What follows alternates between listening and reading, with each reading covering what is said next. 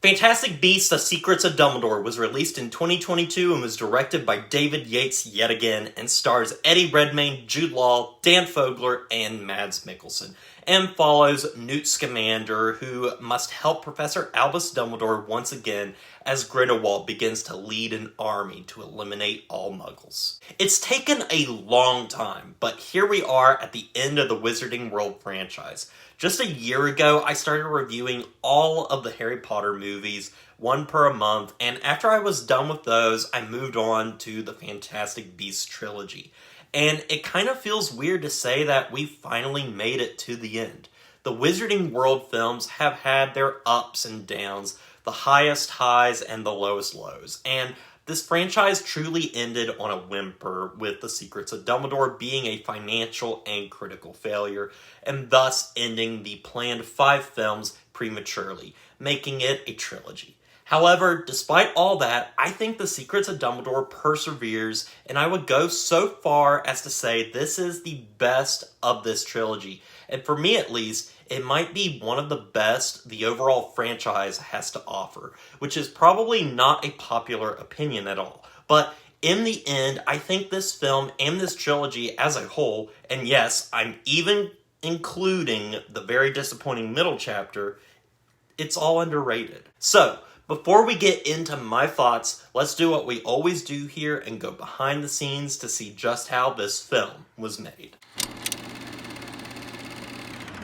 In 2014, Warner Brothers had originally announced that Fantastic Beasts would at least be a trilogy. But after the success of the first film, 2 more films were greenlit, bringing the total number of films to 5. J.K. Rowling would pen all 5 films, while Yates would also return. In 2019, it was revealed the film would be set in the 1930s, with the story leading up to Wizards' involvement in World War II and exploring communities in Bhutan, Germany, and China, and later on it was announced that the film's location would be set in Brazil, conflicting with what was stated previously. It was also announced that this time around J.K. Rowling would receive a co-writer, with Steve Kloves returning from his work on the Harry Potter films. The Secrets of Dumbledore was marred by production problems from Johnny Depp to Ezra Miller and even J.K. Rowling herself, who at the time were falling out of favor in the public eye. For Johnny Depp in particular, he was fired after only filming a few scenes due to the negative publicity of the Depp versus News Group newspaper. However, despite leaving the production, Depp was still paid his salary of $16 million. On November 25th of 2020, Mads Mikkelsen was announced as Johnny Depp's replacement. Mikkelsen opted not to emulate Depp's performance, believing it to be creative suicide, but needed to find the bridge between both performances. Filming was initially to begin in March of 2020, but was postponed due to the COVID-19 pandemic, and filming wouldn't start up again until the 20th of September, with safety precautions in place to keep the cast and crew safe. In February of 2021, filming at Leavesden was halted after a crew member tested positive. But later that month, the production had wrapped filming. Much like with previous films, places like Berlin and Bhutan were not filmed on location, but were reconstructed on the studio backlot and sound stages, and ultimately no scenes were filmed in Brazil as originally stated. Fantastic Beasts: The Secrets of Dumbledore premiered at the Royal Festival Hall in London on March 29th of 2022 and was made available on HBO Max a month later. The film was originally supposed to release on November 12th of 2021, but following Depp's departure and his role being recast and the pandemic, the release was shifted to the following year. The film went on to make $407.2 million worldwide, but on a budget of $200 million and making $200 million less than the previous film's already disappointing box office returns, the film was considered a flop. On the other side, the film was met with mixed to average reviews, with critics considering it to be an improvement over the previous film. Praise was given, though, in particular to Mads Mikkelsen, who many believed outperformed Johnny Depp in the role of Grindelwald. Fantastic Beasts was originally set to be 5 films, with events taking place between 1925 and 1945.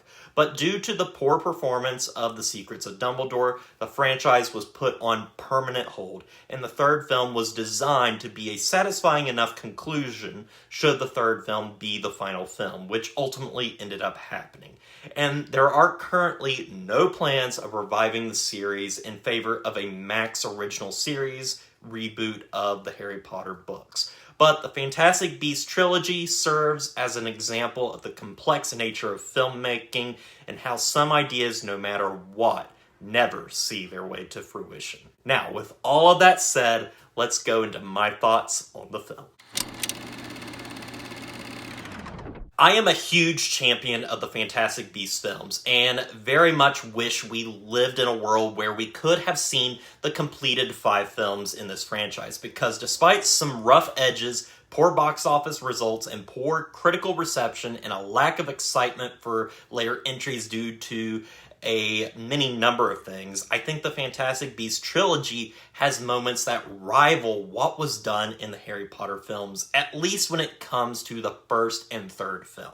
I know that's probably an unpopular opinion, and there's a lot of people that love the Harry Potter franchise and have a deep connection to it, mainly because they watched it as children. But through my rewatch of this entire long franchise, I've discovered that though many of this franchise are great, they are flawed in more ways than one, and I think nostalgia can blind us from that. And it's very easy to look at a new franchise and instantly judge it because it isn't based on any kind of nostalgia. I've now watched Fantastic Beasts: The Secrets of Dumbledore 4 times now, and I've enjoyed it every time I've watched it, but I needed to watch this franchise spaced out like this to really have a full opinion of it. And after this recent rewatch, The Secrets of Dumbledore is not only my favorite of this trilogy, it's also one of my favorites in the entire Wizarding World franchise. The Secrets of Dumbledore, for me, does something incredible. After being very disappointed by the Crimes of Grindelwald, The Secrets of Dumbledore pulls itself back and becomes a much more focused movie, which was one of the many problems in that film, where it was constantly fighting over what the plot of the film should even be. This film opts to tell a singular narrative and remembers to add the fun that was present in the first film. It also, in my opinion, has the best acting in the entire Wizarding World franchise. So let's dive into this one a little more and explain all the things I like about it, as well as some of the things I think don't work. As I said in my previous statement, it looks as if for The Secrets of Dumbledore, they went back to the drawing board and honed in on the problems that plagued the Crimes of Grindelwald. That film was filled with so many branching story threads that fought over if that was the main plot or not, and very much felt like a bridge movie to get to the next big event. The film was also such a downer. Everyone was so unhappy in the film, and it was at times miserable to watch, and it just forgot to have fun like the first one. Thankfully, the fun was injected back into this film in a big way that left me very satisfied. Gone is the overly convoluted plot that's been stripped down to the minimum. The story of The Secrets of Dumbledore is very straightforward and easy to understand, and they pulled back on much of the fan service that plagued that second film. Some of it is still there, but it's mostly relegated to the background now. Gone is Nagini, who is actually some lady with a complicated blood curse. It's stripped down, and it's all the better for it. Something that I think the film is all the better for doing is the recasting of Johnny Depp's Grindelwald with Mads Mikkelsen. Now, in my previous review, I did defend Depp's performance as being cold and menacing, but when you see Mikkelsen in this role, I can't imagine Depp pulling off the same. Mads Mikkelsen proves he should have been the person playing this role from the beginning, and they completely changed the character in demeanor and looks, which makes it inconsistent to the previous 2 films, but Taking away the silly look of Depp's Grindelwald was a change I think this character really needed. Mikkelsen is charismatic and threatening and is able to really pull off this character in a really great way. His scenes, he steals every single one of them. The performances all around are just fantastic this time around, and I would argue are the best performances I've seen in all the Wizarding World films. Standouts are, of course, Mads Mikkelsen, but you of course have Eddie Redmayne, Dan Fogler, and Jude Law all giving stellar performances. They are so good at playing these characters now and know how to perfectly embody them. And though Jude Law can sometimes come off as too much of a suave, hip Dumbledore, his performance is like lightning. David Yates really cracked the code on this one by making his performers not feel like actors delivering lines dryly, which the previous film was very notorious for, and even the later Harry Potter films he directed, but everything is said with so much emotion, lightheartedness, and energy. Eddie Redmayne returns once again as Newt Scamander and proves again just how lovable of a character he really is. He is not cut out for this kind of fighting, but he does it anyway because he trusts Dumbledore, and we get to see great moments yet again where we see his love for the creatures of the magical world and how different he is from others around him. He just sees the world differently, and he makes for a really compelling protagonist. Then we have Dan Fogler as Jacob the No-Maj, who is by far the best character in this franchise. He's the everyman and so likable, and in the end, a wonderful romantic hero, and is respected by the other wizards. And this film fixes one of the major problems of the previous film, where they really stripped us of the wonderful relationship between him and Queenie. And here, they rectify that in the most satisfying way possible. His growth is fantastic, and him receiving that fake wand from Dumbledore is always a great moment for me. Then we, of course, have Jude Law as Albus Dumbledore, who really gets to shine in this movie and has some of the best scenes, which include a conversation with his brother about their sister's death and the pain he feels.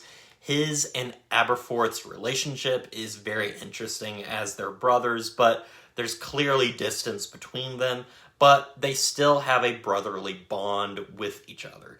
There's moments that really delve deep into the Dumbledore character that Jude Law manages to really pull off. There's other great performances littered throughout this movie from others such as Ezra Miller's Aurelius Dumbledore, who shares a great fight scene with Albus, and they develop more on his status as a obscurial that I really liked a lot. There's other standouts such as Newt's brother and their relationship and Newt's assistant Bunty, and the list goes on, and I'd be here all day talking about how much I like this cast.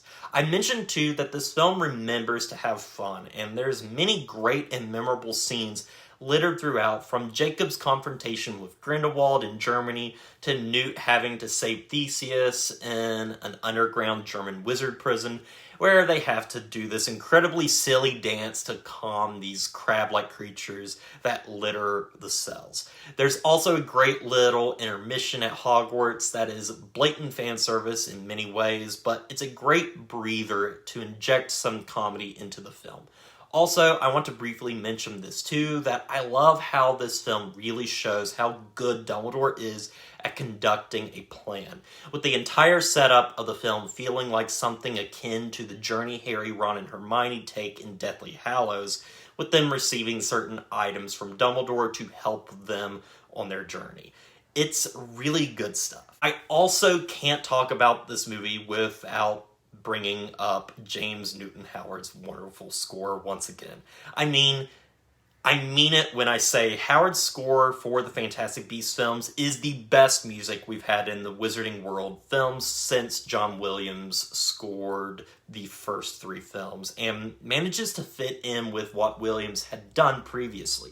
The score is energetic and still manages to put some old favorites in there from the Harry Potter films that make for very satisfying moments in the film. I also think the film looks really good this time around. George Richmond took over as director of photography this time around and brings a warmth to the picture. I still love the cinematography of the previous two films, but this one looks really good, and I thought I should at least comment on it. Now, the last thing I want to talk about in the film has to do with the entire third act of the movie itself. So I will be discussing a bit of the plot in this as well. The Secrets of Dumbledore is all about Newt and the others trying to stop Grindelwald from becoming Supreme Mugwump, which is basically the highest office in the wizarding world. So the entire climax takes place at this ancient ruin where this election is being held, and we also learn through the film's story that Ezra Miller's Aurelius is actually the son of Albus's brother, Aberforth.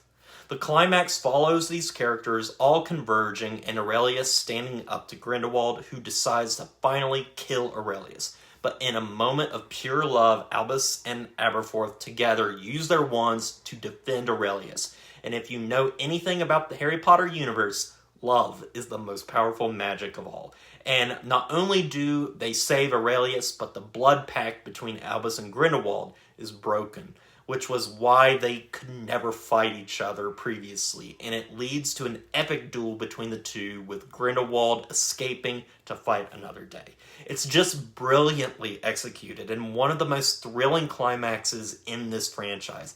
And this entire third act is just filled with satisfying moments. Aberforth reconciling with his son, and Dumbledore finally feels at peace, knowing that he can finally face Grindelwald on his own, and the film ends sweetly and bittersweet, with the wedding of Jacob and Queenie, with Newt serving as his best man, and even Tina finally showing up, who was absent from the rest of the film. The movie ends on this really great conversation between Dumbledore and Newt that definitely will stick with me, and it ends the movie on the highest of highs. But also, the ending is bittersweet, because we know there was more story to tell. And that's my positives. Now to briefly go over some of my negatives. It's really hard to tell based on the information that we have available to us who is at fault when it comes to the decline of this franchise. It's easy to point fingers at J.K. Rowling because she wrote the worst film in the franchise. But we're also aware that Warner Brothers has never been above dictating the direction a movie should go, which happened previously with Half-Blood Prince. Based off of the information I've seen, I haven't been able to really find a clear answer as to if the third film was originally going to take place in Brazil or if that was added later and then changed, but I'm at least of the belief that this franchise was changed in the second and third films to be more about a wizarding war and establishing characters such as Dumbledore instead of Newt Scamander's own adventures. I think that's the film's greatest flaw, though. Newt Scamander feels like a footnote in his own film, which was the same problem with the previous film, and this one is so Dumbledore-centric that he gets lost in the shuffle, which is very disappointing. I also hate the random exclusion of Tina from the plot. I don't know if they couldn't get Catherine Waterstone or not, but her absence is felt, and it feels so weird when she does finally appear at the end of the movie, making me wish they had just cut her out entirely or have her in the whole film. These are faults of the film and how I wish they went, such as how I wish this franchise had been more about the Fantastic Beasts element, which plays an even smaller role in this film, to the point where I don't even know why it's called Fantastic Beasts anymore.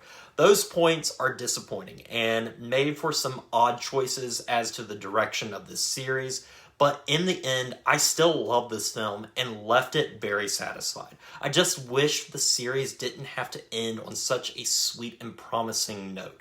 The ending is satisfying, but it's also bittersweet because we'll never see the last two films in this franchise. But regardless, I still think we got a good final film in the end. Fantastic Beasts: The Secrets of Dumbledore, I believe, is a great film. It fixes many of the problems of the previous film and manages to inject fun back into the franchise and leads to a very satisfying climax while also having some of the best acting in the entire Wizarding World franchise. I find this film extremely underrated, as I do with the first film, which I rank up there as some of my favorites in the Wizarding World movies. Maybe time will be kind to this franchise and the good will eventually shine through, but if that doesn't happen, at least I'll remember. And with all that said, I'm going to give Fantastic Beasts: The Secrets of Dumbledore an 8 out of 10. I want to thank you all for watching this review. What do you think of The Secrets of Dumbledore and the Fantastic Beasts films as a whole?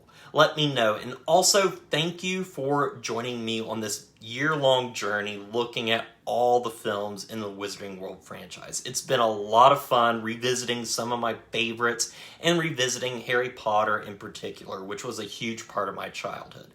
But I have one more video I want to do for you guys where I'll be ranking the Wizarding World franchise worst to best, and then we can put this franchise behind us and move on to something else. I'm still debating on if there's another franchise I should try tackling next or move away from franchises for just a little bit to make room for some original films. If you have any ideas, let me know, and as always, don't forget to like, comment, and subscribe to the channel, and stay positive.